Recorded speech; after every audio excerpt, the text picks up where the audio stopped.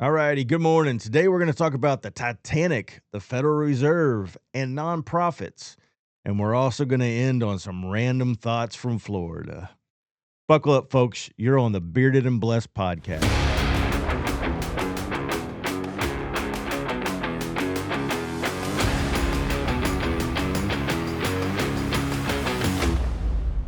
Welcome to the Bearded and Blessed podcast. Honest, everyday conversations anchored in faith. All righty. Good morning. It's been a great week, man. I love starting things this way, you know. Oh, absolutely. Yeah. So what have you been up to? Well, I've been busier than I actually like to be. Yeah. I am not a like to be busy guy. No. You know, we launching our home church. We're doing that. Got some other things in the work, ministry wise. I got two of my kids moving back from out of state, and they're bringing our grandkids. So That's exciting. my wife is over the moon about that. Yeah. Where are they coming from?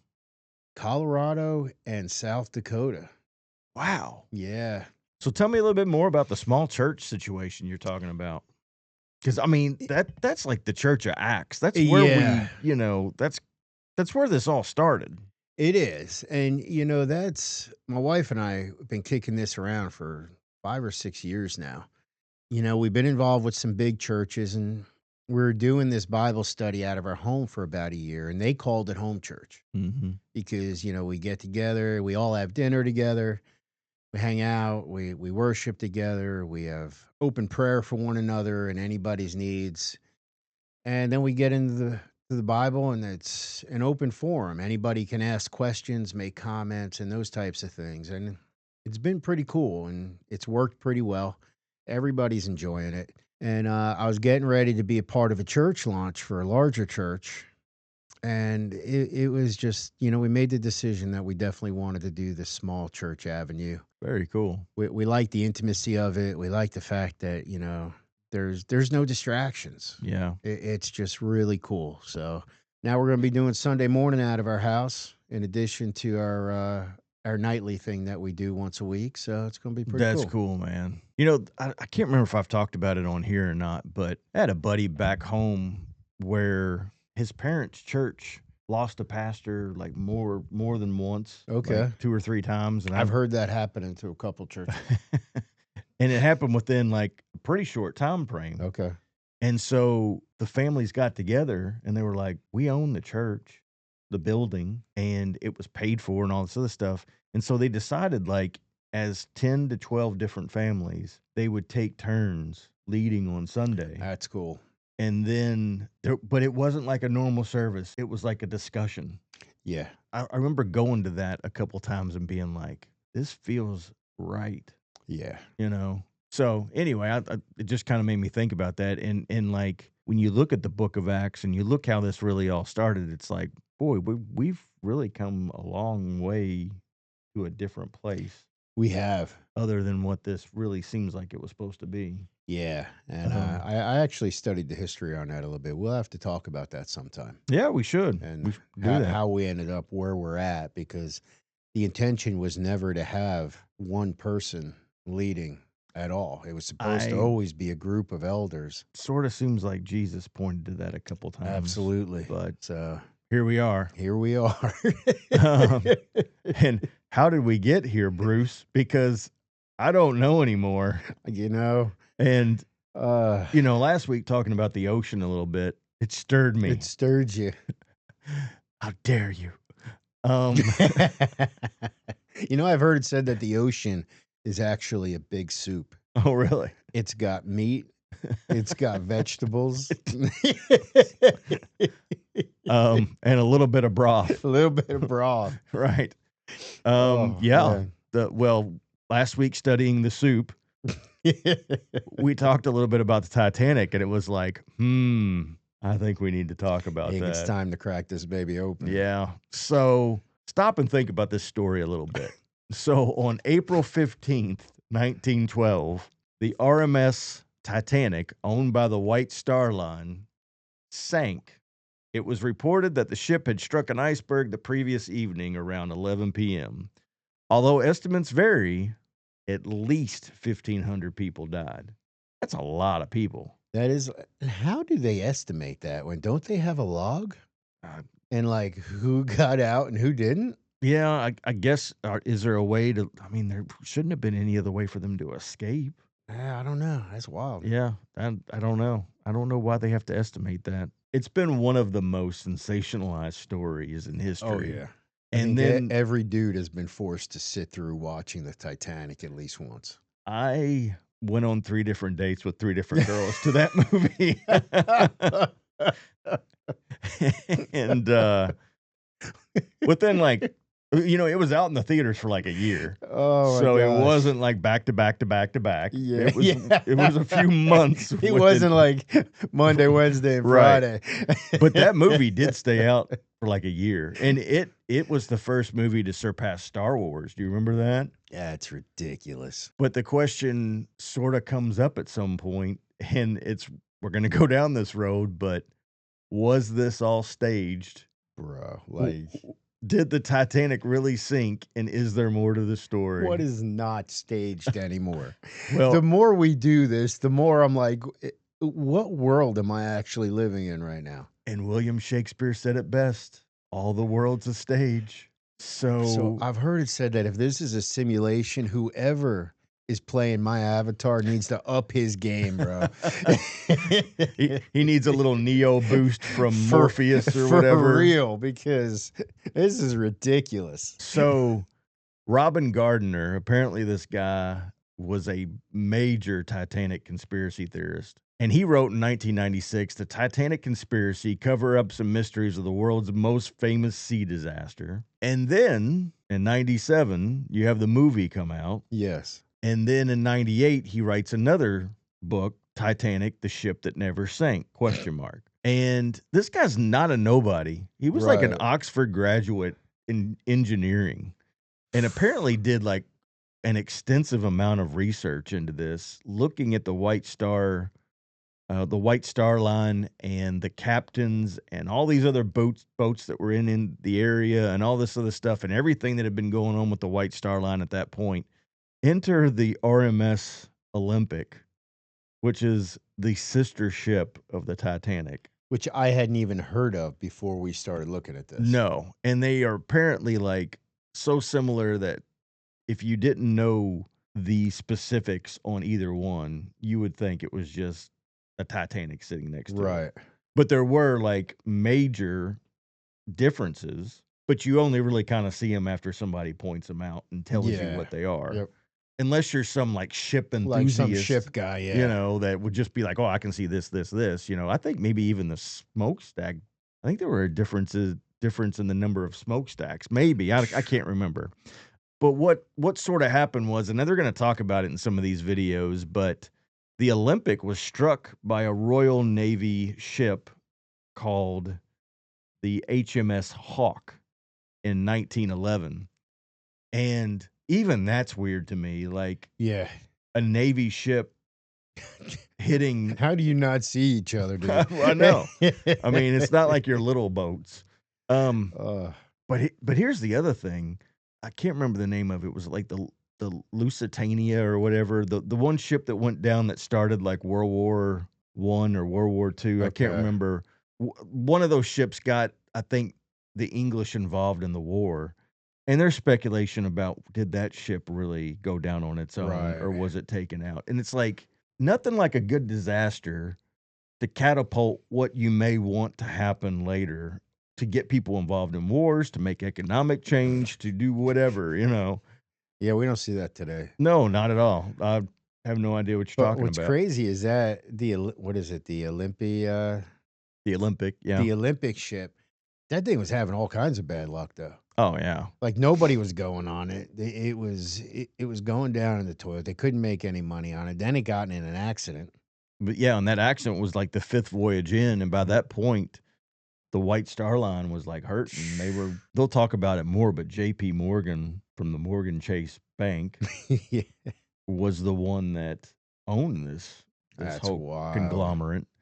When the Olympic was hit, the result was that over 294 feet of the hull had to be replaced, even though I think the insurance company came out and did a claim, and the insurance company was like, we're only going to replace 38 feet of the wreck. That's all Oh, you got to love that. And here we are again, insurance companies, the Federal Reserve, banking systems. It's like, oh, we're talking about all of our favorite things here. My gosh. So, like we said, the White Star Line was already hemorrhaging, as far as money was concerned, and they were losing. And so this was only going to make it even worse. The ship that they were planning on using is inoperable, can't be used, and the insurance company's not going to pay out the way they want them to or fix the claim. So instead of the ship being scrapped and the company taking the loss, the Olympic, and this is hearsay, this is the road we're about to go down. The Olympic was repaired enough to make one last voyage disguised as the Titanic is the road we're about to embark on. So we're going to take a look at some videos here and really open up some discussion points. And I think the question is, how far will the powerful and wealthy go to keep their power and wealth and advance it? Very. I think there's enough evidence to prove that it is true that they'll do whatever they have to. I think we could go down quite a few avenues to get to that point, but I don't know. Let's take a look here. So this is just a teaser here at the beginning, and we will kind of keep going down this rabbit hole a little bit further and maybe try to figure out why all this may have happened. Supposedly unsinkable, Titanic was designed to stay afloat even if 4 of its watertight compartments flooded. But the simulation suggests the damage was spread across 6 compartments. They told you an iceberg sank an unsinkable ship. But what if the ship at the bottom of the Atlantic isn't the Titanic at all? For 110 years, we've ignored the mismatched portholes, the suspicious insurance hikes, and the powerful men who jumped ship just hours before departure. Newly analyzed photos suggest the disaster wasn't a freak accident. It was a calculated financial hit that spiraled out of control. The official story isn't just wrong. It's the most successful cover-up in history. But to find the truth, we have to look at the photos. File 1. The porthole problem. When you look at a photo of the Titanic sitting in the dock at Belfast, you're told you are looking at the most luxurious achievement in human history. But if you put that photo next to one of its sister ship, the Olympic, and start counting the windows, things get weird. This isn't just a minor detail or a Mandela effect moment. This is the first crack in a 110-year-old lie. See, the Olympic and the Titanic were built side by side, but they weren't identical twins. They were more like fraternal twins with one very specific, very visible difference: the arrangement of the portholes on the sea deck.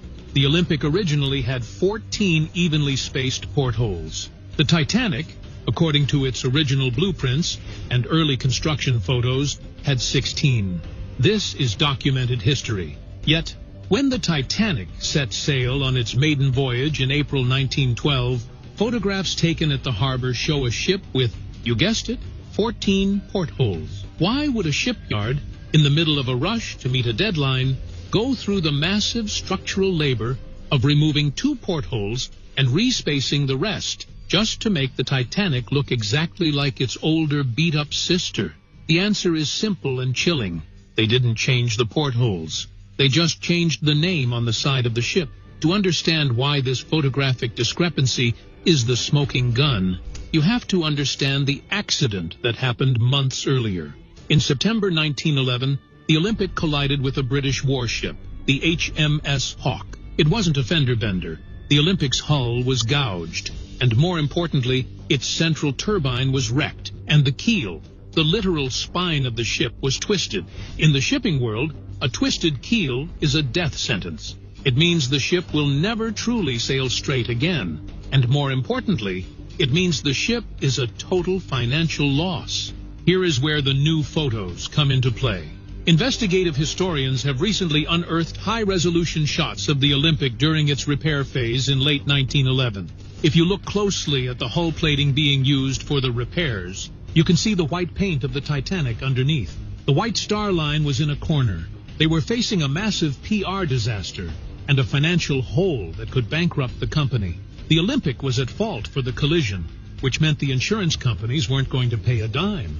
They had a broken ship they couldn't afford to fix, and a brand new ship, the Titanic, sitting right next to it in the dry dock. So they did the unthinkable. They swapped them. Over a weekend in Belfast, a crew of loyal workers swapped the nameplates on the bows, the lifeboats, the stationery, and the menus. The damaged Olympic was patched up with a quick coat of paint and some cosmetic fixes to look like the brand new Titanic. The plan was perfect. Send the crippled ship out, stage a controlled accident, collect the insurance money for a brand new vessel, and keep the actual pristine Titanic running for years under the Olympic name. But photos don't lie, even if corporations do. When you look at the grainy black and white shots of the ship leaving Southampton, the Titanic looks weathered. There are patches of rust on the hull that shouldn't exist on a ship that has never seen the open ocean. There are also photos of the B-deck promenade. On the real Titanic, the promenade was supposed to be open air. On the Olympic, it was enclosed with glass. The ship that sank in 1912 had the enclosure of the Olympic, despite every advertisement for the Titanic showing the open-air design. This isn't just about windows and glass, though. It's about the new photo evidence of the ship's nameplate at the bottom of the ocean. All right. So this next video goes into a little bit about the nameplate deal. But, man, there's a lot there. That's still not the whole story. That's just about the Olympic and the Titanic. I find it incredible that I've never heard this before. I like that nobody talks about it. I hadn't heard of it till like 4 or 5 years ago. And like I said, this Robin Gardner guy, it's almost like when his book came out in 96, it was like, we don't want this gaining any traction. Let's put out the movie. I don't know. You know, it's interesting. If nothing else, it's really kind of odd. So this next one kind of goes into a little bit more of what's underwater there. I don't know. Judge for yourself, folks. When we get to the end with the nameplate, you're going to have to look real, real close. I tried to find the best HD quality video I could, but it's there. You can see what it says. Again, the only other problem I have with some of this, so we just watched a video where a good portion of that's AI. Yeah. What were the real photos? What weren't the real photos? Dude, we live in a world that is absolutely insane because we honestly can't. No. We can't trust anything that we see that's not right in front of our face. So this particular documentary, I'd have to go and look it up. But if you go on to rumble.com and look up Titanic hoax documentary, I'll try to look in post-edit and put the actual date of when this was done. But, you know, the book was done in 96. That guy had done extensive research back probably decades before writing the book. I'm wanting to say this documentary came out maybe 5 to 10 years after that book. And was AI even available? That's what I was getting at. I don't think. I mean, I'm sure the government had some type of AI usage, but I don't think they did. I would think anybody that was down there looking at the wreckage was probably under some kind of regulations and permits and everything else that they bring back their footage, and it has to go through.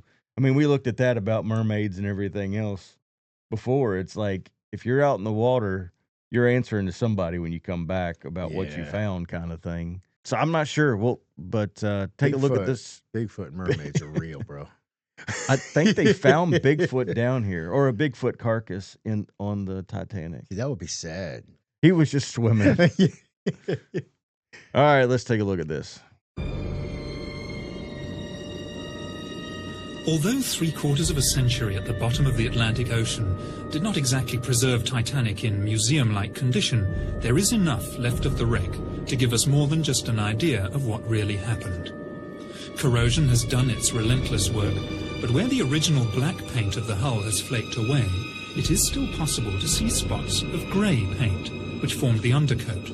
Except that grey paint was only used as an undercoat on the Olympic and not on the Titanic. Examination of the starboard propeller reveals the number 01 stamped into the metal. In fairness, there is too much corrosion to make out the number 4 clearly, but remember the starboard propeller, numbered 401 for the Titanic, was put on the Olympic as part of the repairs after the collision with the Hawk. Remote cameras under the control of the discoverer of the Titanic wreck, Dr. Robert Ballard, have examined the stern section of the ship. They show that in addition to the lateral bulkheads that were a feature of both the Titanic and the Olympic, there is a longitudinal bulkhead in the stern section where there was none on the original plans for either vessel. The position of this bulkhead suggests a temporary repair has been carried out to strengthen the keel, a keel perhaps damaged by the collision with HMS Hawk. And finally, a close look at the bow could reveal the most damning evidence of all. In 1986, the French National Oceanographic Institute examined the wreck with Dr. Robert Ballard. One of the things they checked was the name of the ship. In keeping with White Star tradition, both ships had their names engraved into the upper bow plates in letters 4 foot high. Examination of the wreck and the name Titanic shows that it is made of iron letters which have been riveted onto the original bow plates. With the passage of time, 2 of the letters have dropped off and been lost forever in the sediment of the seabed. At the place where they once were, engraved into the hull, are the letters M and P.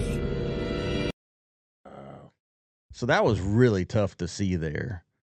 But here at the end, you really see that M and P. I mean, if that's footage. Like we said last week, nature does not move in straight lines. No. Okay. You can't say it's some kind of corrosion. I was trying to see if, like, where those other letters were. For some reason, it could be this particular monitor or whatever, but I could make out, like, the T and other stuff at home. Right. On the actual computer. But, yeah, the M and the P there. You know, I think one of the biggest things to really kind of talk about and think about is the time when this all happened.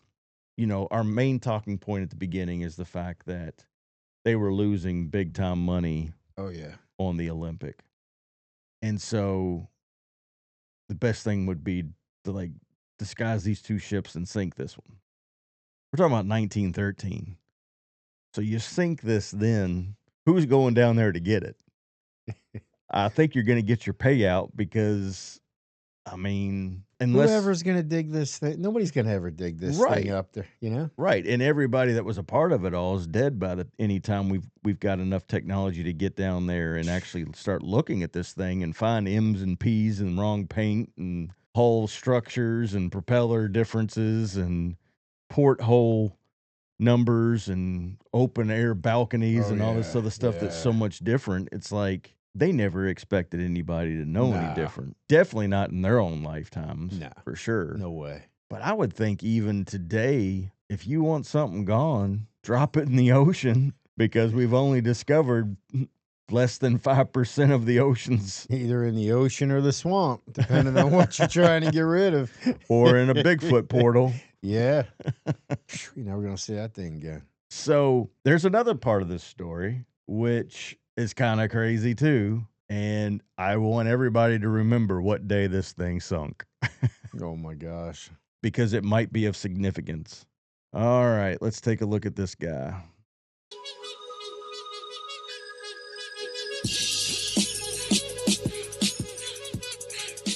One of the theories, perhaps the most realistic, is that the Rothschilds, otherwise bankers, were one of the richest families advocating for the New World Order, wars, famine, and generally things to profit from.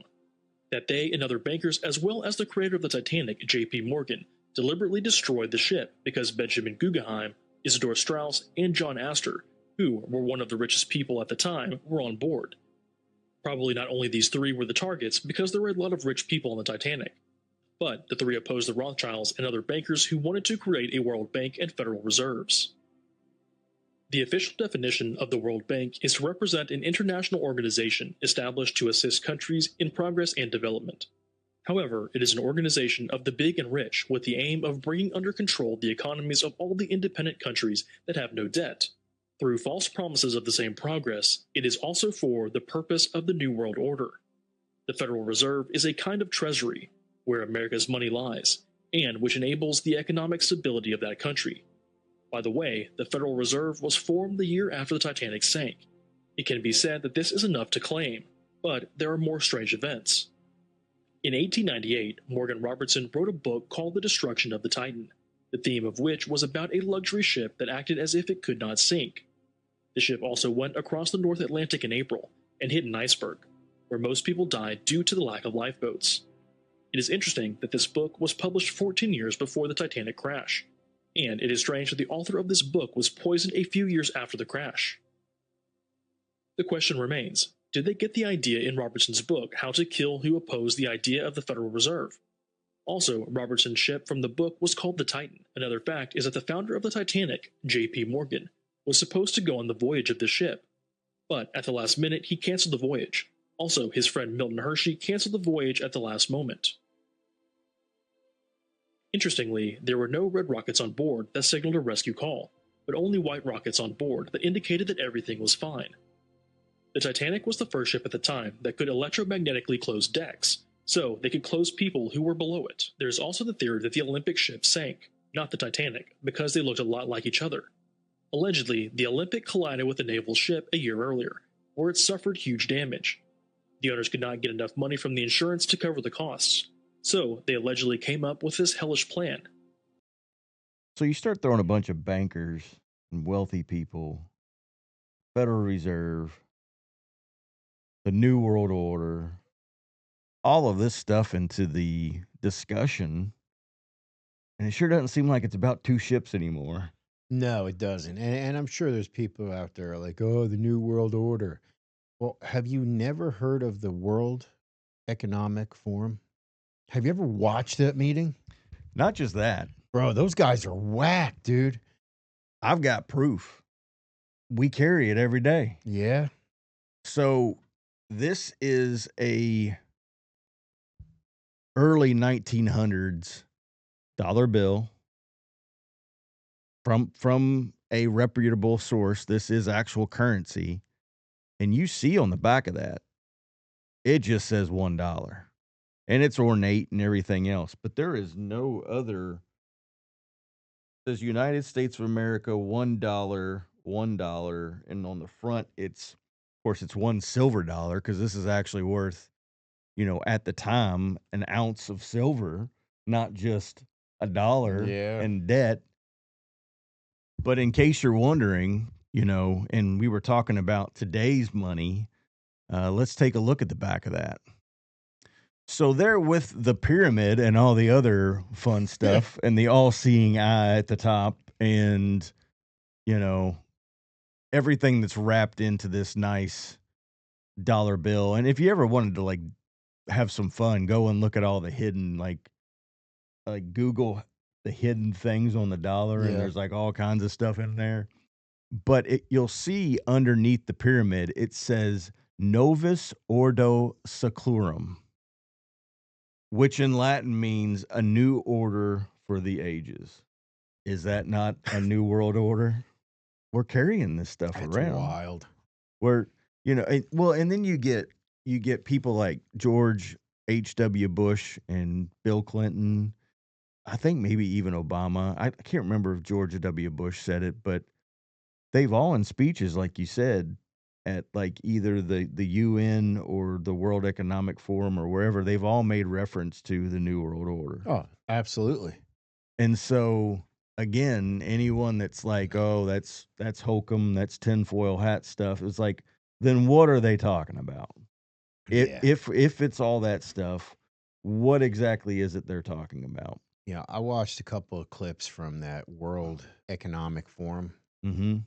That is scary, dude. Dude, it's some dystopian stuff. Seriously, it's like listening to a Megadeth album. When you start listening to how they're talking about they are the ones who are going to reshape the future and everything that they're talking about, it's like, dude, they're like freaking Dr. Egghead from... From Sonic? From Sonic, dude. Yeah. That's funny. Or Mojo Jojo from the Powerpuff Girls. That's great. It is. It's like Dr. Evil kind of, James Bond supervillain kind of. Brain from Pinky and the Brain. Yeah. We can keep going. Yeah, and like even the dudes, I think I can't remember what the guy's name. He may have just passed away, but Klaus Schwab. Oh, okay. I think it's his name. Some sinister looking pictures of Oh that my dude too. gosh. It's like, again, our culture, our entertainment, everything. There's some sort of truth wrapped in all of it, and Oh, it's yeah. like we think it's fiction, we think it's fantasy, and then we see stuff like this, and it's like maybe not. I'm telling you, like everybody, the conspiracy theorists and this and that. Well, when most of what you have said over the years is true, I don't think you're a conspiracy theorist anymore. No. Okay? You're just someone that's actually asking questions about what's going on in the world around you. Absolutely. Paying And attention a little bit. and not even saying that what you think or what or how you feel is right, just something's off, Yeah. and trying to find the answers to that. And the one truth that we keep coming back to is the power and magnitude of Jesus Christ Oh, yeah. and everything that we celebrated this past weekend of who he is. Yep. And these same type institutions and people don't seem to like him very much. No. Well, he was very upfront. Yeah, he said the love of money Mm-hmm. is the root to all kinds of evil. The more we do this, man, and the more things we unpack, some of the possibility of some of the wickedest things that have been done, if it's true, is all done based by money. Yeah. There's definitely a little bit of wickedness in here, I would say. Absolute. Oh, absolutely. Come on. You can't count the portholes.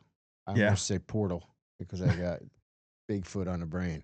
But Well, the 14th one is a portal to Bigfoot. is that what it is? Yeah. Okay. I saw something else about that the other day about people who were disappearing in freaking national parks. It's all over my feed now, which is a whole nother freaking episode. But Let's just put it this way. There's news coming out daily that confuses us. And I'm not sure what to believe, what to think, how to feel, or even what is AI or not. Dude, I'm still confused that for $20 I got a quarter of a tank in my truck. I literally go back and I look at it and I look at how much I pumped again. Well, we talked about a good crisis and what that Yeah. does to things. I think there might be some things going on over in the Middle East right now that are My affecting all goodness. that. But what was interesting and what was wrong was as soon as that went down, they started raising gas prices before the gas that was already in their tanks was gone. So I saw Which is they're not allowed to do that. No, and I saw somebody brought up a question about the gas prices, and you're going to have to help me with this one because I'm not a brain with this at all. But apparently, our gas prices are based on a world oil value. Like there is a world. Oh, like the petrodollar, like the barrel. The barrel, yeah. So Right. whatever they value the barrel at, whether it's up or down, Yeah. affects the oil prices, no matter where you get your oil.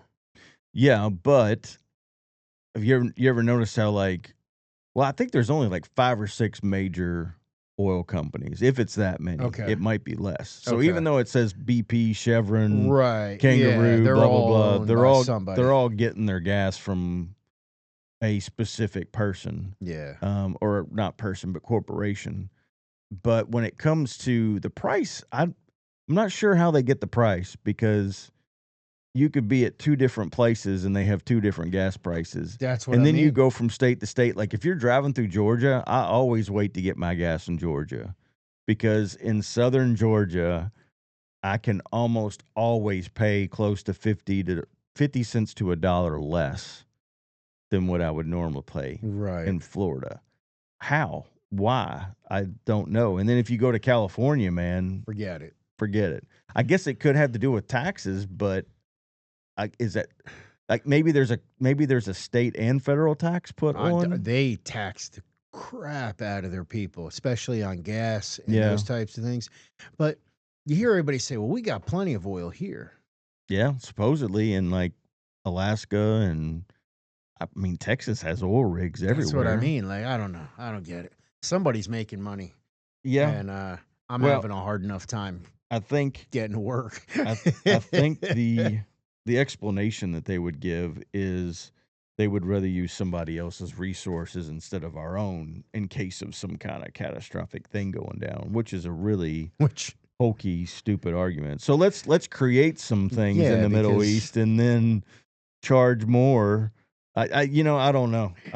anyway, It it it's it it just seems like a very interwoven system with the love of money at the root, which sounds like a perfect recipe. oh, absolutely. And you know what it does? Because even as somebody who followed Jesus, like sometimes it's hard to look at your current situation, Sure. be like, well, the Lord provides for me. And I'm like, yeah, but Lord, I need you, I need just a little more provision, my friend. Yeah. you Well, know, but it's in that time that I find like when it gets really tough that our faith gets stretched and we really begin to see like what do we have in our life that we really don't need when we're forced to cut things out. I was just gonna say, like, the enemy. I think the enemy can mess with us spiritually for sure. But one of the easiest ways to do that is to affect us in the flesh because Oh, absolutely. we're so connected to this experience that you struggle just enough.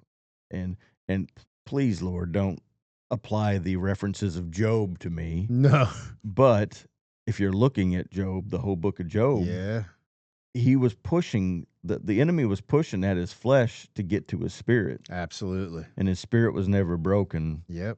even though his flesh was being constantly turmoiled. Absolutely. So I mean, man, that's tough. It is. So if you're out there and you're feeling the pressure of the finances and everything right now, man, Keep powering through. just keep powering through because there's more after here than what's here, Yeah. and And learn to lean, and this is for us too. I mean, absolutely. anytime we talk about these things, these are all everyday occurrences and everyday practices we have to constantly be thinking about, but learn to lean on him. Learn to know that his ways are perfect, and that may hurt in the flesh some. Oh, it does. And don't try to do it alone, dude. No. Like you can't. We weren't made to do this alone. And in So this next segment, we'll talk a little bit about that too, yeah, because that's good. community is very, very important. Absolutely, man. So, all right, we're going to head into this last video here. The one thing I did want to kind of wrap up there was so December 23rd, 1913. So, this is roughly what, about 18 months after the Titanic goes down. Yep. The Federal Reserve's created. It's known as an independent central bank. Because its monetary policy decisions do not have to be approved by the president or by anyone else in the executive or legislative branches of government. It does not receive funding appropriated by Congress, and the terms of the members of the Board of Governors span multiple presidential and congressional terms. Dude, nobody controls the Federal Reserve. Wow. It controls itself. Yeah, it does, man. And so basically, we didn't really go down into this as well as we probably should. So these three bankers that go down on this boat were against this. They did Okay. not want the Federal Reserve. They did not want a unified bank. So JP Morgan Chase basically invites them on his ship, and then he declines his ticket, and those three roadblocks that are standing in the way, because these were the most wealthiest bankers in society, Yeah. and even these three were like, no, we're not going to do this. And so I guess the best way to handle that is to throw them to the fishes. Bro, that's like something straight out of Hollywood. Yeah. You know? And the interesting part about it is, of the survivors, and think about the movie, think about what you Yeah. saw, and there were some rescued. Those dudes didn't get off the boat. Those dudes weren't No. rescued. Nope. Little suspect kind of things going on there. And so you've got this one centralized bank, and JP Morgan Chase is behind the creation of it, along with some other nefarious folks as well. And there's no regulation or control of them. The government doesn't have anything to say about it, or can they regulate? You know how we're always waiting, like, what's the reserve going to do? Wild. What percentage rate are we going to get? It's like we don't get a vote on that. It's like the Federal Reserve tells you this is going to be the percentage rate, and we regulate what happens and how it happens. That's why the president's so upset, because he keeps pushing to have the rates dropped, and they're like, no, yeah, we're not dropping them. Totally. And so I want you to think about this too. Like, so 1913, this all takes place. What happens fairly quickly after? You get the roaring 1920s. So anytime you make a change, it might be great at the beginning, but then what soon followed after the 1920s? Yeah. The Great Depression. Absolutely. And so at this point in time, they have full control over the monetary system, this one central bank. If you had 4 or 5 different banks like they had before the Titanic, could those banks individually had decided how they wanted to handle a catastrophic thing like the Depression? Yeah. You know, I can't remember when it was. It might have been with Roosevelt. It might have been back during the Alamo situation in Texas. I can't remember if this is when it was or not. So beat me up in the comments if I'm wrong. But there was a point when Texas was like, the federal government was like, we want to give you this subsidy and help you rebuild your land. Mm-hmm. And Texas was like, no, we don't want that because we don't want to be owned to you. Yeah. Beholden to you. It's kind of like that kind of thing with this centralized bank kind of thing. If they're the only bank, they control everything. It's like you don't get to go to multiple different banks and have different options about how things will be handled. It's like, no, this is what we're doing.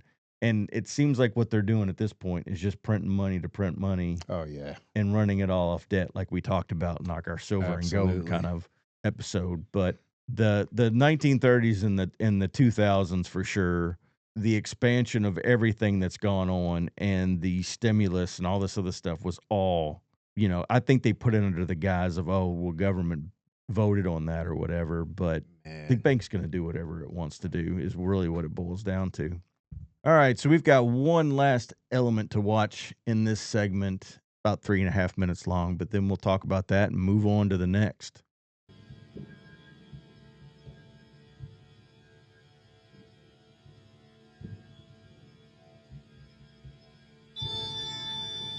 There's no one that hasn't heard of RMS Titanic. The legend says that it was unsinkable, the biggest, the most luxurious ship in the world, that nevertheless sank, and this is real, causing the death of more than 1,500 people. There was a rumour saying that a cursed Egyptian mummy on board was the reason the ship sank. The cursed mummy went by the name of Princess Amun-Ra, aka Shipwrecker. Another myth described that one of the workers painted, "We defy God to sink her," on the stern of the ship. But legends around Titanic are countless. The most popular one is a theory that claims that the sinking of Titanic was in fact part of a huge insurance scam. Most people don't know that Titanic had 2 nearly identical sisters, Olympic and Britannic. According to this theory, the ship's operator and owner, White Star Line, tried to use the extreme similarity of Titanic and Olympic to fool the world, fool the passengers, fool the insurance company to claim a large sum of money. But is this even possible? Take a look. If you examine this footage from the British Pathy Archive, you'll think you're looking at Titanic. This footage has been used in countless films and documentaries which claim it to be of the legendary ship, but this is actually her older sister, Olympic, whose maiden voyage was in 1911. 1 year before Titanic's. The fact that this footage has been used to represent Titanic shows you how similar these 2 ships were.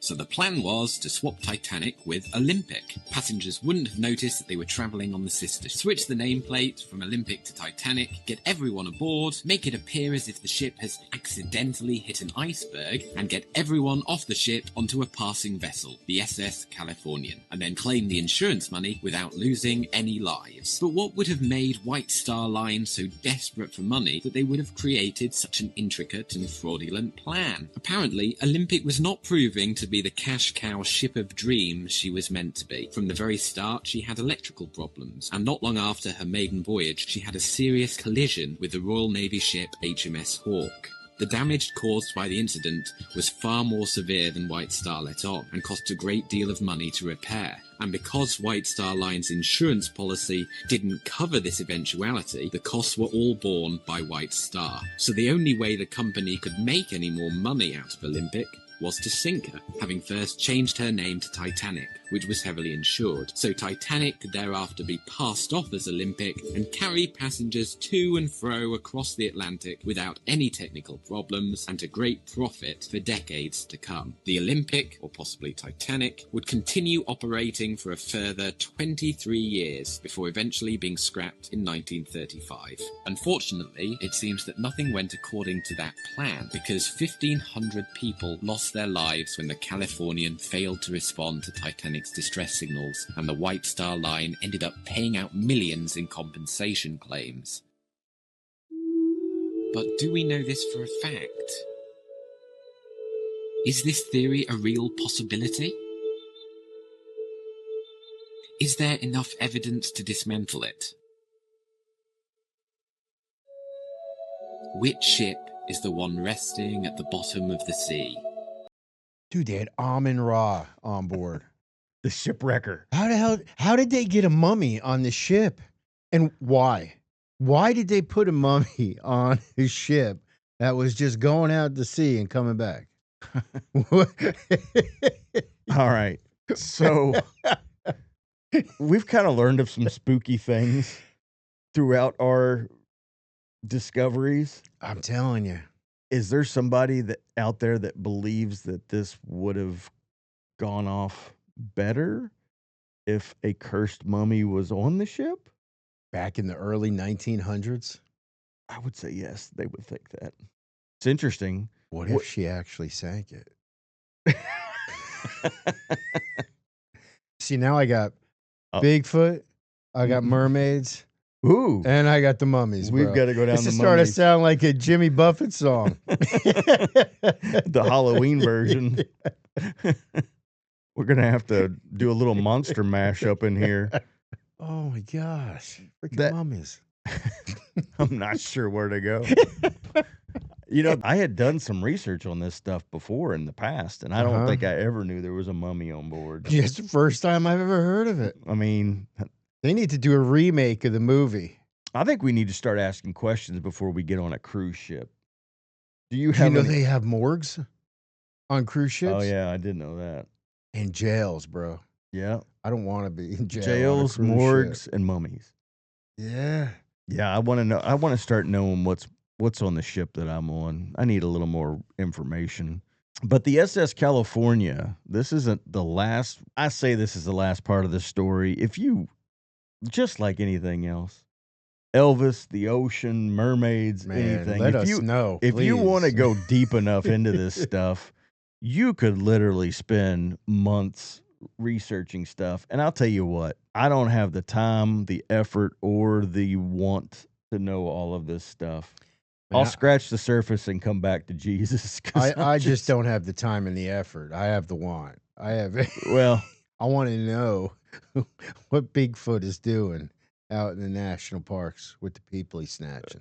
Yeah, we need to go to Ohio. So we need to find out. So the SS California, apparently it was another vessel from a different company, but the theory is that the SS California knew that the Titanic was going to go down.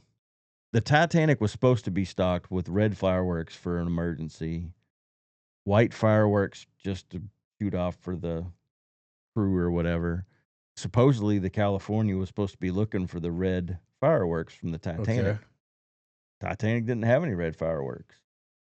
And so all they ever saw all night was white fireworks being set off. Wow. And so the Californian, who was said to only be 5 to 20 nautical miles away, never came to rescue any survivors because the fireworks were the wrong color. Imagine being the guy who had one job to do, and that was to set off the red fireworks. Yeah. and then see that So, one of the other things that they don't none of the clips that we showed really show much of, but there's dinnerware, there was, like, a dance floor, there were, like, Mhm. all kinds of other things Yeah. that had to be redone to make it look like the Titanic versus the Olympic. Oh, okay. And so how many things were like, what kind of preparation really had to be done for this to take place?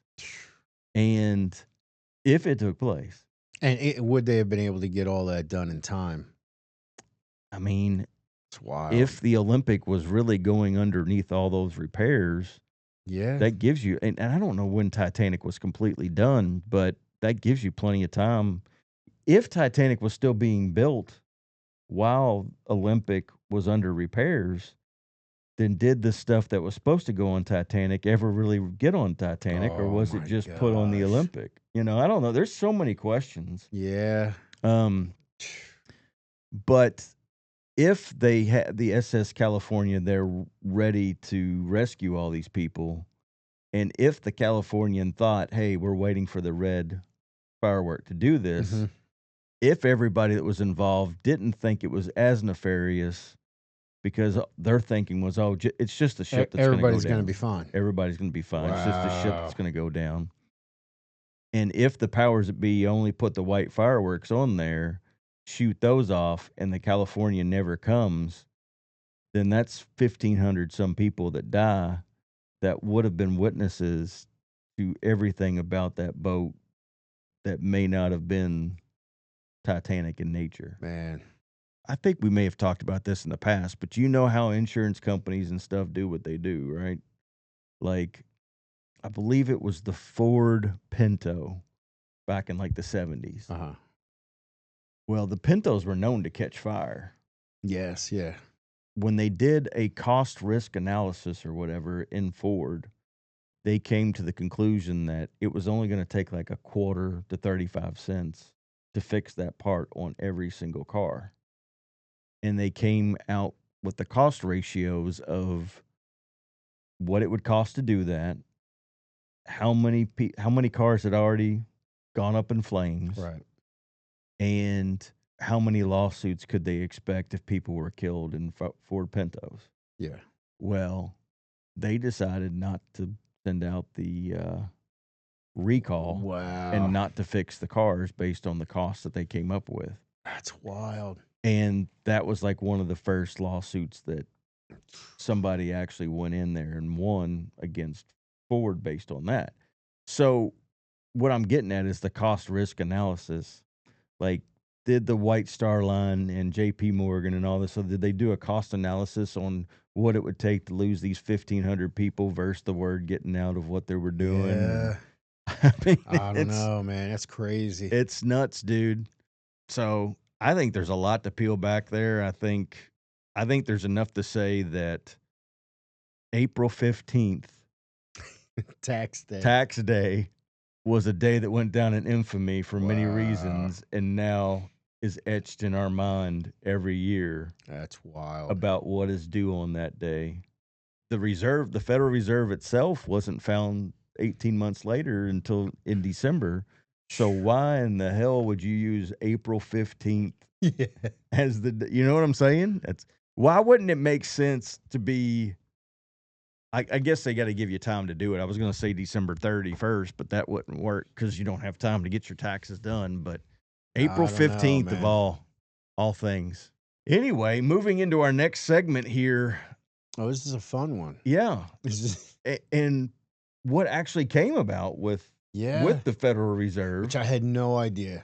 yeah, is the nonprofit sector. And I just heard some buttholes clench. we're not against the nonprofit sector.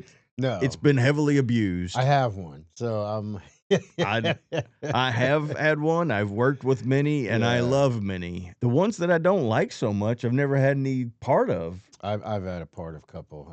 Well, I was thinking more of some politicians and Yeah, some okay. high-ranking people involved in some quote-unquote foundations Yeah. that seem very suspect. There is a lot of that. Yeah, it's pretty nuts. Again, money. But this, Money, money, money. I think, how dare you? This is good. This is from the religiousbusiness.com. And this is the trailer of this documentary this guy did on nonprofits. All right, so here we go. Pastor Mac, we're going to walk in 5, 4, 3, 2, walk.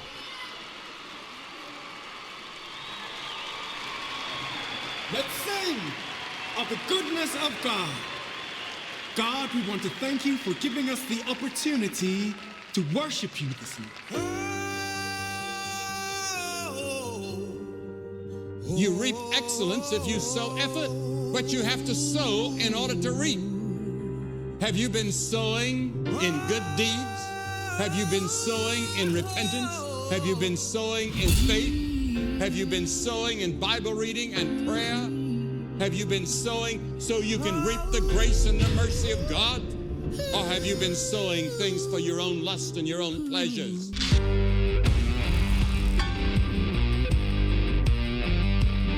When I give to God, I am simply taking my hands off that which already belongs to Him. Oh, Mrs. Jones was a Bible-toting woman, made me pray at night.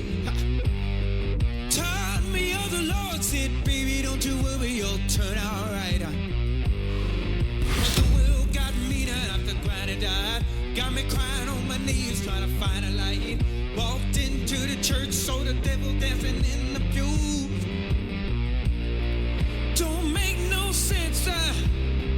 I'm a second from a breakdown. God has to be first in your finances. It's wrong to criticize leaders of the church, even if the criticism is true. Don't make no sense, baby. I'm a second from a breakdown. Inurement. That's a fun one. I don't choose my target. It's not a matter of resources. It's a matter of faith. Trying to be a voice of reason, but I can't find the truth. Ha. Yeah, the world got meaner after granny died. Got me crying on my knees, trying to find a light. Walked into the church, saw the devil dancing in the pew, singing out, yeah, don't make no sense. I'm a second from a breakdown. Tithing becomes a precious privilege. Tithing will keep your name enrolled among the people of God and protect you in the day of vengeance and burning. May Jesus Christ use me as his cloth. I have some questions about their financials, and I feel if I give them money, I just should be able to ask questions without feeling threatened or turned away. People crying and dying, knowing it's coming. The Bible says that God will supply that need according. And your heart and my heart hunger for relationships.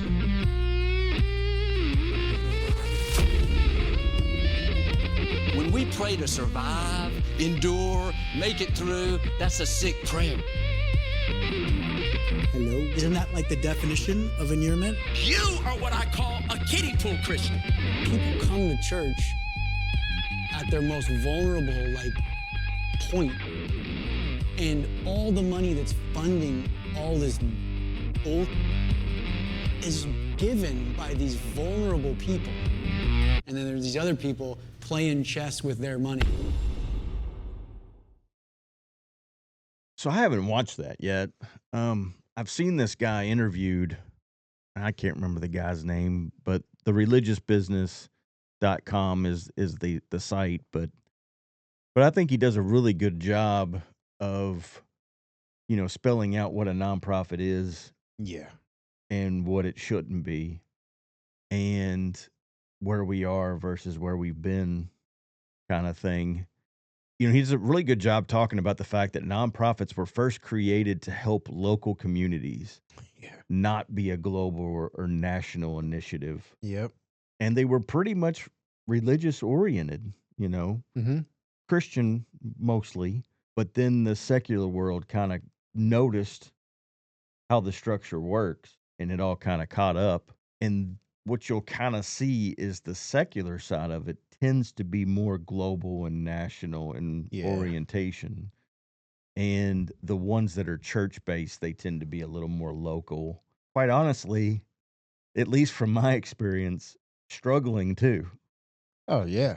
You know, if you want to have, and the main reason why we're even going down this avenue is we're all stewards of the money God gives us. And to know where we're putting that money and giving that money to, I think there's a level of obedience to God in that. Yeah. And so shame on us if we're giving it to an organization that abuses it. And we Absolutely. can point our fingers and scream at these organizations and everything that they're doing wrong and this and that, but they're funded by donors.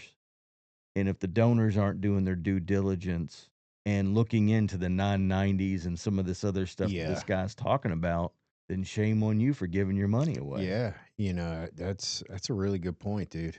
And I've been there. I'm sure I've fallen for a scam or two when it comes to I this know stuff. I have. I know I have. And I'm gonna be very cautious on what I say because I'm really passionate about this. Like this is something, man, that I think this is something we should all be passionate about this because is good. Well, I was just going to say this is according to Matthew 25, this is one of the greatest callings Christ ever gave. Yeah. Is what you give, and loving God and loving people comes with that giving element. Absolutely. And if it is being bastardized by secular organizations and even religious based organizations that are malcontent in their practice, I don't really know of anything much worse than that. I know. This is why we went with a home church. Mm-hmm. We could have planted a conventional church. Yeah. Without a doubt. And, we could build it, it could grow, and it could become one of these big churches. But I didn't see the equality of value in having multiple smaller groups as to having one big central group. Okay, because think about it this way. I had already set my heart that if we had planted a conventional church, that by the time we hit between 200 and 300 people, we better start looking at planting somebody in another church. Yeah. Because me and 5 other people are going to have a hard time actually pastoring and keeping a relationship with 300 people. Yeah. You just can't do it. No, not appropriately. No. So now if you have 6 to 10 people who are all doing that type of work and everybody's working on building relationships and spending time with each other and spending each other in each other's lives, you have something now that works. Okay. But when you have a church we were part of a church one time with multiple campuses, had close to 5,000 people. 700 people coming in just about every service in their main campus. They're not getting pastored. They're coming in and they're attending something. They're what is the word? I can't think of it. Like when you just go to watch a movie.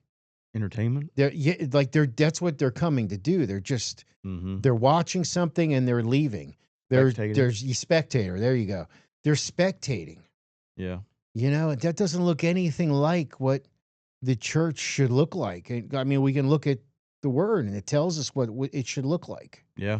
And the churches we see today don't look anything like. I wonder what Paul and Peter would have to say about some of what they're seeing today. I think they wrote letters about what they're seeing today. They did, absolutely. In the smaller churches to say, hey, you can't do this. Yeah.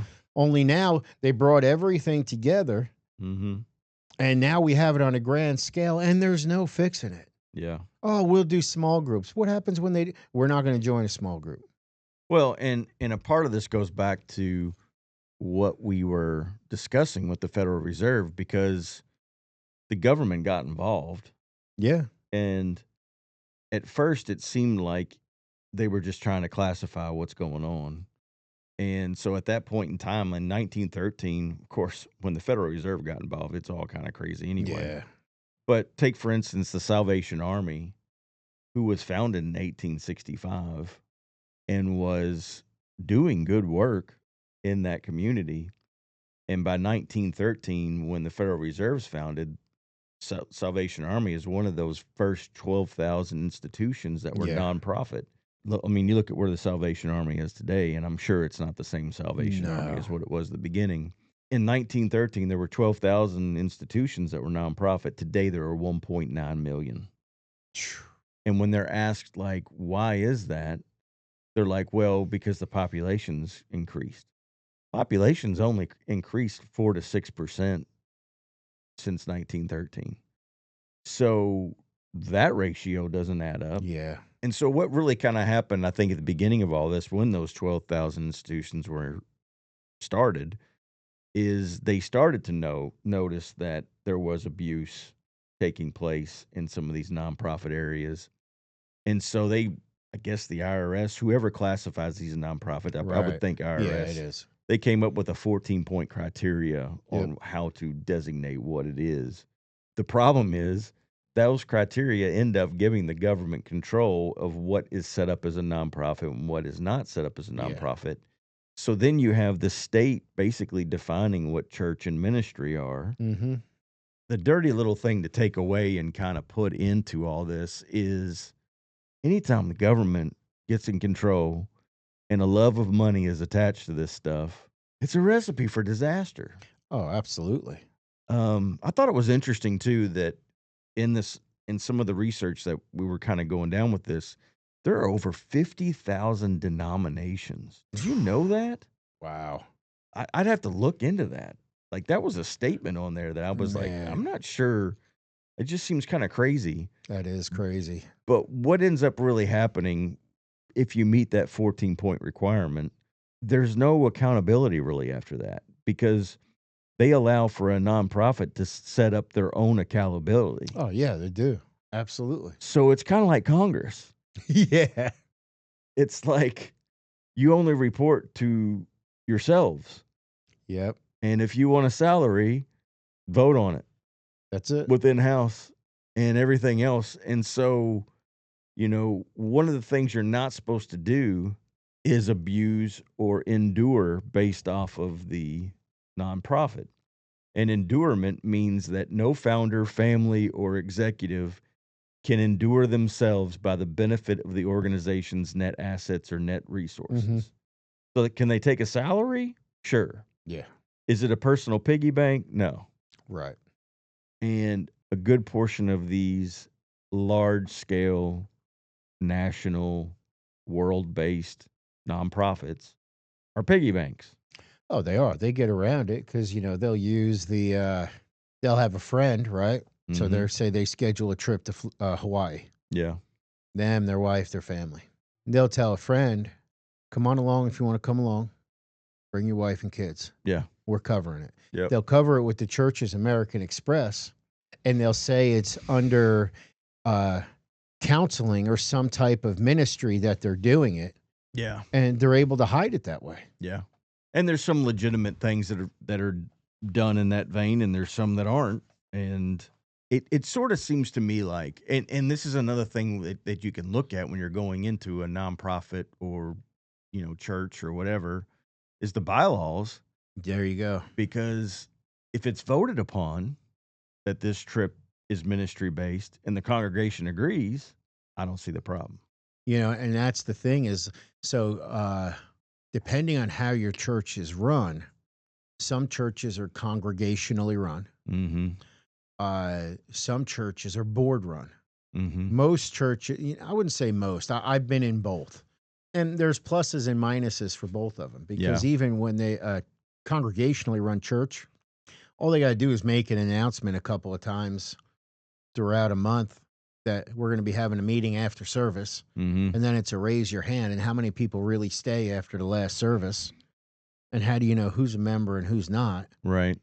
And, I used to remember back in our, now that you say that, back in another church I was at for a while, I remember they'd have meetings like that, and some people would invite a bunch of guests for that week.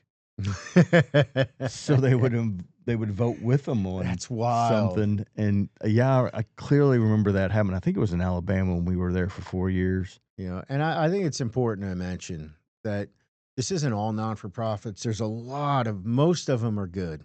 Yeah. They really are. They're Yeah. good non-for-profits meeting all kinds of different causes. We've shared a couple of them here, you know, but there are some. And like the one guy, I think it said in the video that if I'm giving money to an organization, I should be able to ask, can I see where that money's going without feeling threatened? Yeah. That's a number one red flag. Yeah. You know, like if you want to know, I want to see the minutes to the last board meeting you had. If you can't see the minutes to the last board meeting and they don't want you looking at their open books to their finances, there's a problem, Yeah. you know? And like our non-for-profit, the guy does it all by paper and pen. And it's going to be at the board meeting. So anybody or at our meeting for, you know, whether it's a Bible study or service. So if somebody's like, hey, can I see where the finances are at? He's got it right there. He can pull it out, open it up, and okay, thanks. You know, they can see what they've given. They can see what we've put money out to. It's that simple. So one of the things that's kind of interesting and kind of concerning at the same time, say for instance, Liberty University. Okay. I believe Liberty started as a private university. Okay. From what I understand, they have taken federal funding at this point, and so they are now considered public. All right. With that public status comes the guidelines of you have to do what the federal government says to do. Absolutely. So, for instance, when it comes to the LGBT community, whatever the federal government stipulates is the way you handle that situation. That's what Liberty has to do.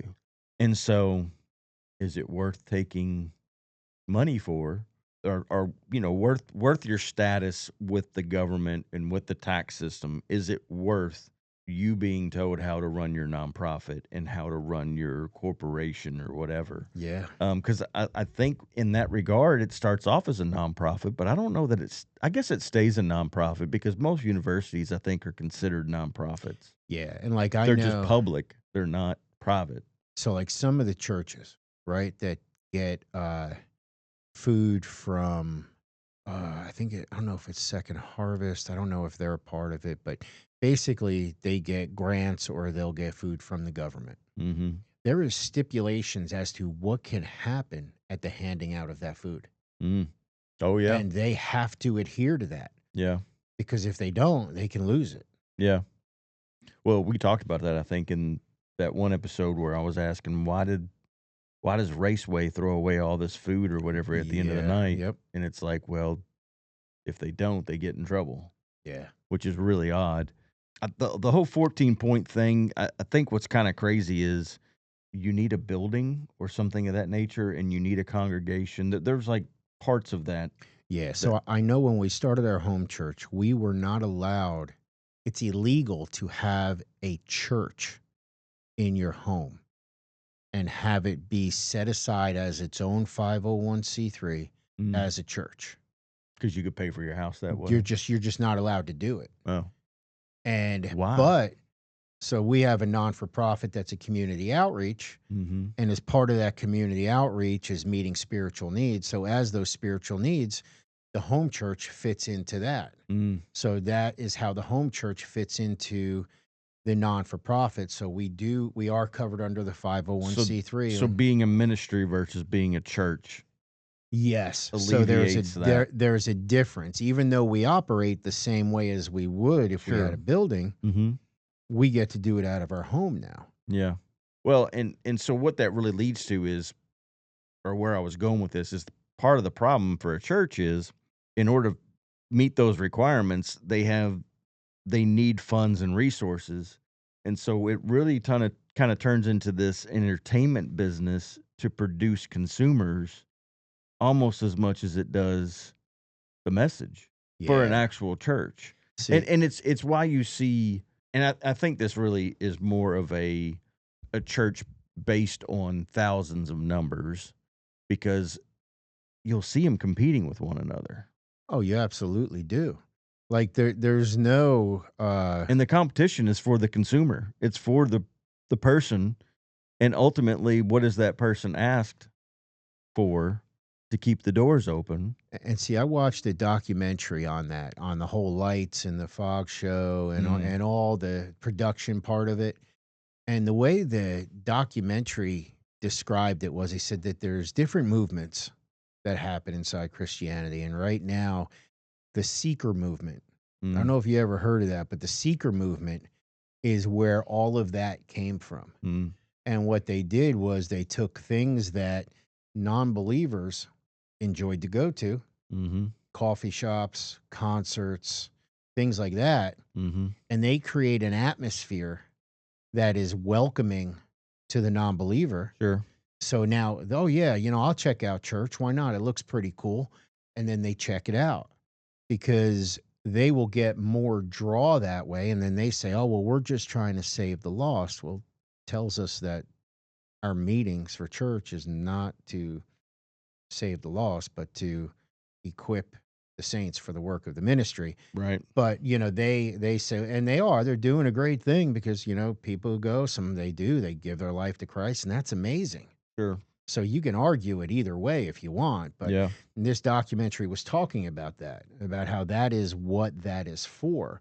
But then comes the issue where the more people come in your church, the more seats you need, the bigger building you need, the more money you need for that.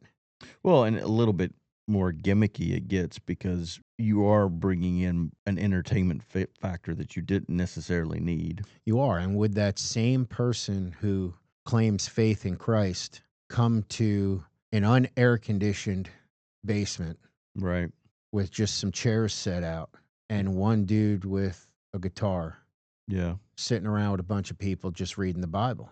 I think a lot of times we find the answer is no. Yeah. Then what are we really going to this building for? Because the church isn't the building, it is the people within it. But what are we going to this building for then? What is the purpose if we wouldn't do the same thing if it wasn't there? True. So one of the things that, and we'll kind of end with this, one of the things that this documentary really kind of pointed out was there was a specific church denomination that has over $350 billion in assets. Wow. And so they have a certain amount of that $350 billion invested in pharmaceuticals and military-based armaments. Oh my gosh. And the manufacturing of those armaments. Oh. And wow. This particular church pushed Pfizer and Moderna and told their congregation to go get stuck during all that as well. Wow. How dare you? How dare you? I just don't, I can't comprehend that at all. No. Like, what is biblical about that? Oh my gosh, that's wild. See, I've never been a part of an organization that big, I don't think. I don't think it's the one I was talking about. Probably but not. There's one with a 3-letter initial that I've been a part of. It's not that one. It is a 3-letter initial, but it's not that one. And I tell you what, man, what I have seen, it's like everything else. The bigger something gets, the more money that gets in the mix, the crazier it looks, and the more stupid the things happen, and it actually looks nothing like what it originally started. Well, and it becomes a game. So there's one other ministry that they talked about that does great work.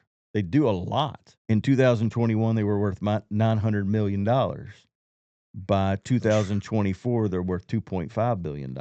Wow. Here's the carrot that you're given. They probably do anywhere between $60 to $200 million worth of charity work a year, which is a big number. That is big, yeah. But they're worth $2.5 billion. Yeah. So the fundraising's being done to do a percentage, maybe 10% of their net wealth in good a year, and stockpile the 90%. And that's all that's really, that is most non-for-profits when you look at it. Yeah. I remember when we were doing ours a few years ago, we were working on a specific project, and that was a question that we got from a lot of the local business owners, because that's where we went, was to the local businesses to support the community. And they're like, well, how much of the money goes to the mission? And I'm like, all of it. Mm-hmm. Like, I don't take a paycheck. We don't do anything. Like, everything involved in doing the mission, that's where it goes. And they were blown away. Yeah. Because they given to quite a few, and they said they'd never seen that before. And that's pretty wild. Well, there's a couple things here. If there's a nonprofit you're interested in, look for some 990 forms. Absolutely. They're public domain. Yep. You can find them and really look into who this organization is that you're going to link yourself with. But I think it's pretty important to remember, in regards to what you said, the fact that Christ sent them out with nothing. Yeah. Leave everything and go serve. And my will and my spirit will guide you basically where you need to go. Yeah. Of course, the Holy Spirit hadn't been endowed on them at that point, but he's basically telling them, take everything you've learned from me and apply it. Yeah. And so is that real ministry?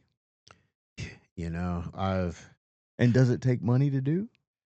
I don't have anything against pastors getting a paycheck if it's needed. No, I'm not saying that. I'm not trying to say that. And I don't think either one of us are trying to bash a church Not at all. or even come across as saying that churches don't do good things. No, absolutely not. We're asking, what has the church devolved into? There you go. That's the question. And in the church that you're at the moment, have you sat with God and really wrestled with the fact that, is this where he wants me to be? There you go. That's all I'm really trying to get at. I don't know if you agree with that, Bruce. I do. I think that's a really good point. And, that's really what it comes down to. Yeah. Because I've been a part of some churches in the past that today I wouldn't want anything to do with. But where I was at in my walk, they were really good for me. Sure. It helped me grow. It helped me understand certain things a little bit better. And, so that's awesome, dude. Absolutely. Pray. You just constantly pray, like, Lord, is this where I'm supposed to be right now? Well, and, we've talked about tax. We've talked about everything with the Federal Reserve and everything else. And enough of our resources and enough of our money are being depleted from us as it is. God asks us to be good stewards of what's given to us. Yes, he does. And so are we really seeking and praying about where that needs to go? And are we paying attention to where it's going? Or are we just listening to the guy on the stage tell us, well, we gave this much to here? Well, and that's kind of a good point, because was the money going a specific place to begin with? And then 5 years down the road, it's not. Because like we were talking about with Salvation Army and all these other things and the church, over time things devolve. And are you keeping track of where money's going and the programs that are being created and the trips that are being taken? And there's tons of different ways to look at this. There is. Thing is, don't be a spectator. Be actively involved in every part of your gathering. Absolutely. Everything from the board meetings to everything that you can be a part of. And it should be just about everything. Mm-hmm. Yeah. And remember, we hold the pastors accountable. Mm-hmm. And I'm a pastor, and I tell my group, like, you guys hold me accountable. I'm not here to rule over you. The Bible actually says that I'm a gift given to the church. And we ask the same thing of you watching any of this stuff. Yeah.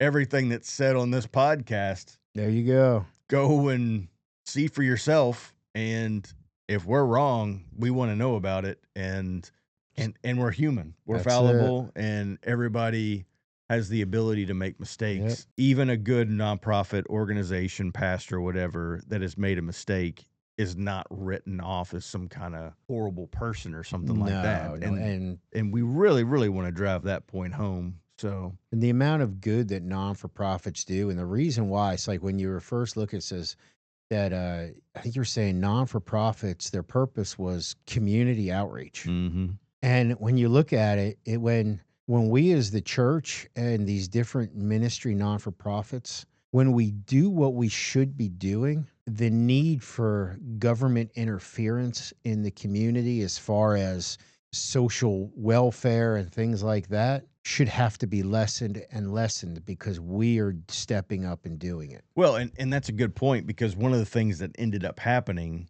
when this nonprofit situation started in these communities where these nonprofits were forming, the community started thriving financially because of the help and uplifting that those nonprofits were doing. Yep. And remember, these weren't governmentally funded nonprofits. These were people coming together and doing something. Yeah.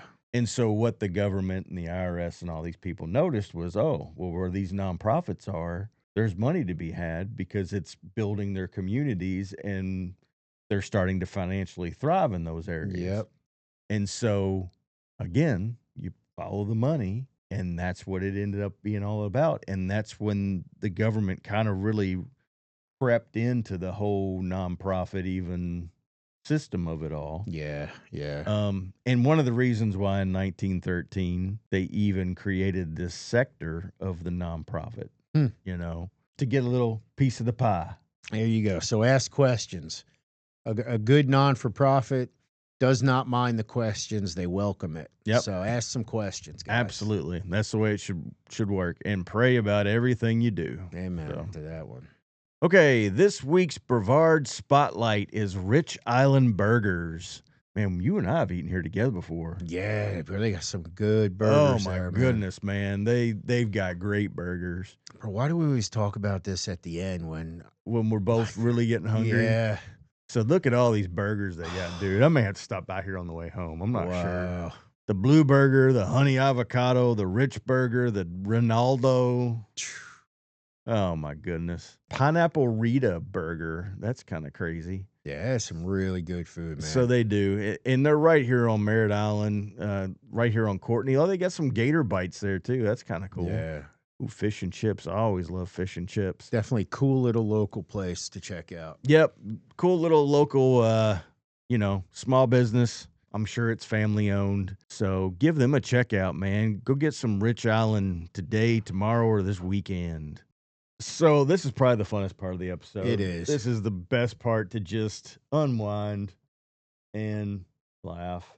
We're going to go a little Disney route here today for a few minutes. So all these emotional distress lawsuits that keep happening at all these theme parks. Number one, some of the stuff that traumatizes some of these folks cracks me up. Yeah. Like this one person said they went into the haunted house and they were scared so bad that they wanted to sue. And I'm like, what did you think what was did you going to go happen? in there for? Like Halloween Horror Nights or something like that. Okay, so in this one particular case, this family is taken in and they're accused of shoplifting and they're interrogated backstage by some officials at Disney. Well, it never says whether they were let off for the shoplifting charge or not. Right. But their children saw some characters out of costume. And so they sued Disney for their kids seeing basically the characters out of costume. And I believe they won this. Is this the one where like the costume took his head off? No, because this wasn't out in the public. This was just this was just a bunch of characters behind the scenes. What in the world? Like, no, this is a bunch of characters behind the scenes.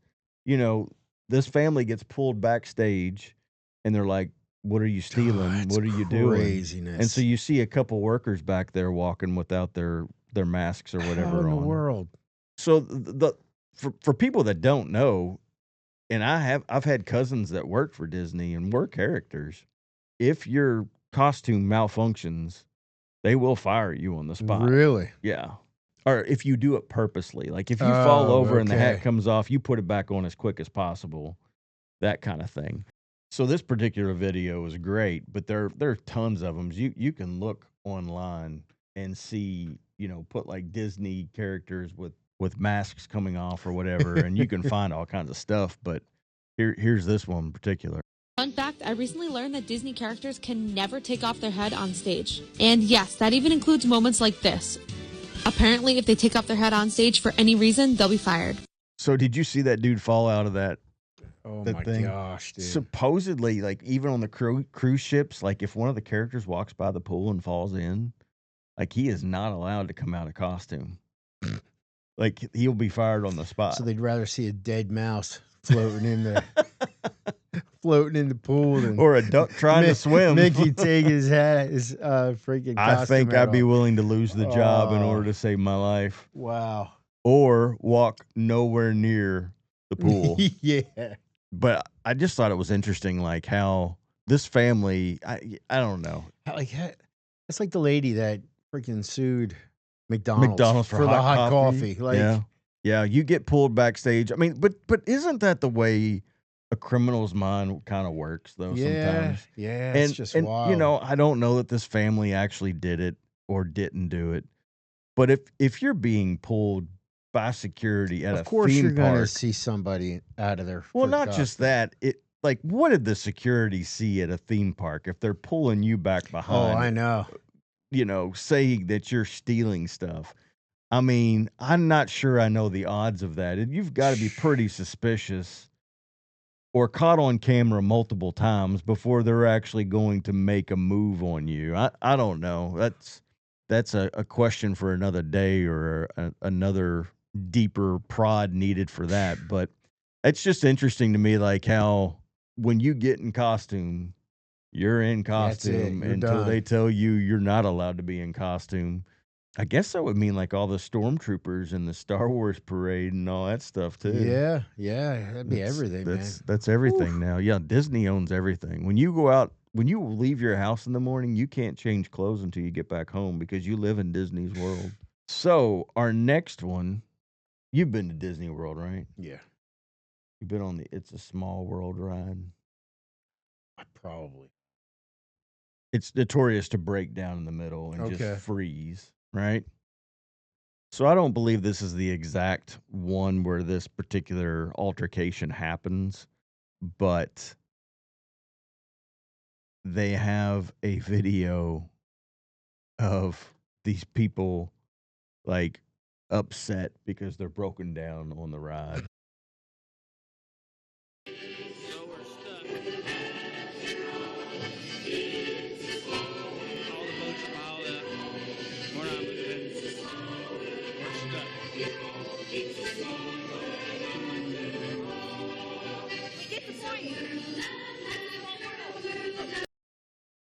So you see all those boats piled up there at the front.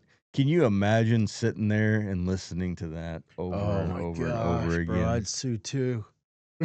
Well, that's where this story kind of ends up going because these particular folks ended up winning $8,000. So they were stuck on the ride for 30 minutes and made $8,000. Well, okay, you say they made $8,000 off of it, but what were the legal fees and what were everything else involved? I'm sure it was still more than the park entrance fee. Yeah. Oh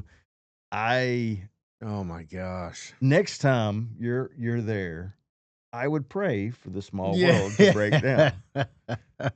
And here's the other thing. If depending on what time of year you're in Florida, that ride's at least air conditioned. Yeah, there you go.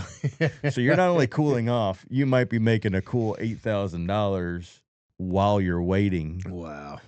This is another thing. Apparently, Disney popcorn is a big deal. Do you know this? No.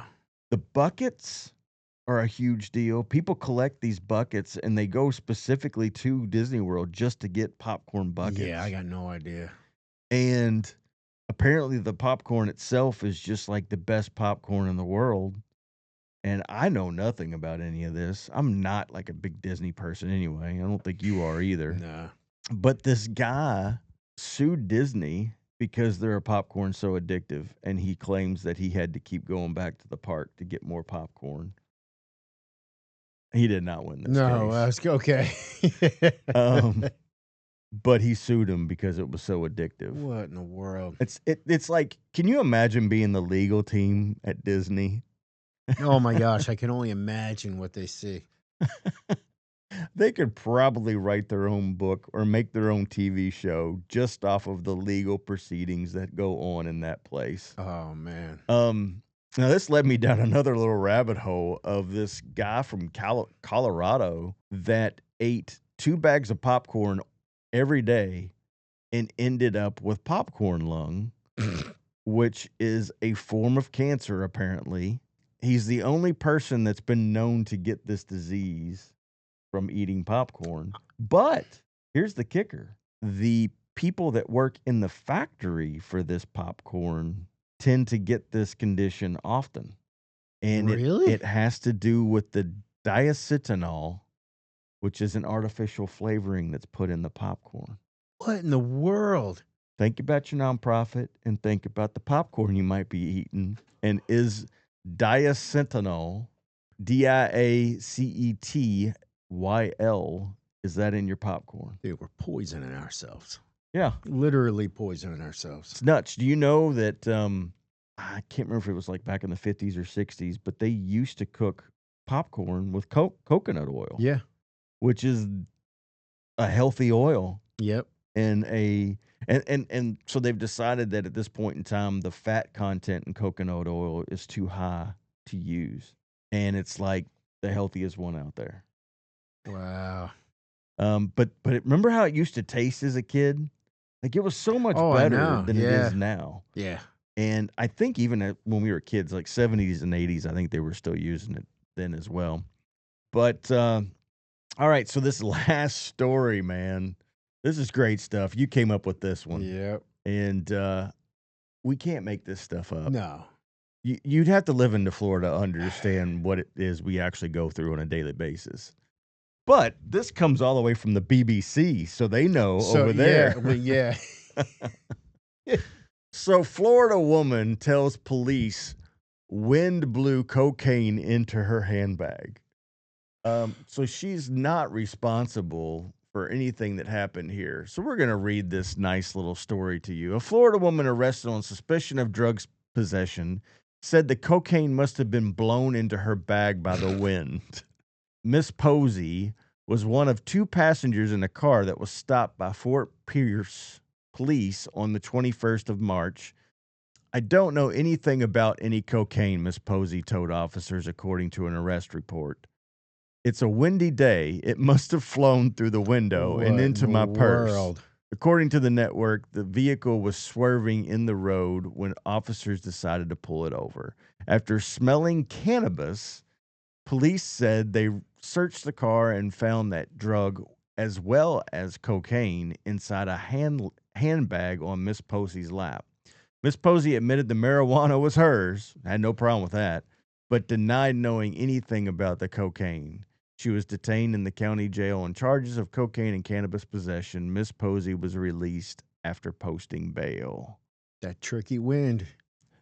I mean, it's the Florida wind. That Bahama breeze, man, let me tell you. It's the Florida breeze. Now, I could understand the Florida wind blowing cannabis into places more than I could cocaine at this point, because I don't drive anywhere in Florida and not smell it a good portion of the time. I know.